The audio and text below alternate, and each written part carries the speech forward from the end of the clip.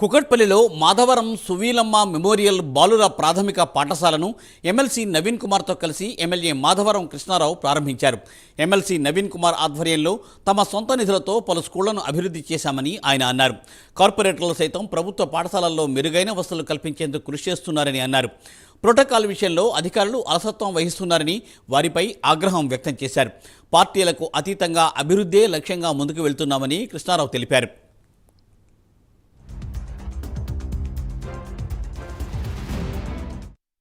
MLC Naveen Kumar గారి ఆధ్వర్యంలో ఆయన సొంత నిధులతో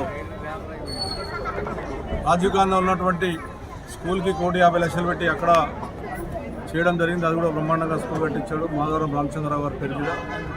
అదేవిధంగా girls Kukatpally girls college school కూడా 90 లక్షలతో ఈరోజు కంప్లీట్ చేస్తూ ఉన్నాం.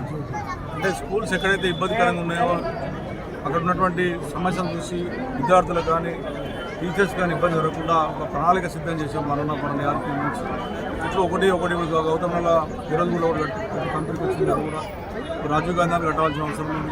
విశాఖపేటలో ఆల్రెడీ ల్యాండ్ కేటాయించడం 100 ఎకరాలు కేటాయించాము. ఇప్పటికే స్కూల్స్ అదే ఎన్టీఆర్ పేరు మీద హౌసింగ్లో కూడా స్కూల్ కూడా శంకుస్థాపన చేసాం. అది కూడా కంప్లీట్ చేయాల్సిన అవసరం ఉంది. స్కూల్స్ స్ట్రెంత్ పెరిగిపోయింది. ఇంతకుముందంటే గతంలో తెలంగాణ రాష్ట్రం రాకముందు అప్పుడేమో గవర్నమెంట్ స్కూళ్ళలో చదవాలంటే భయపడేవారు.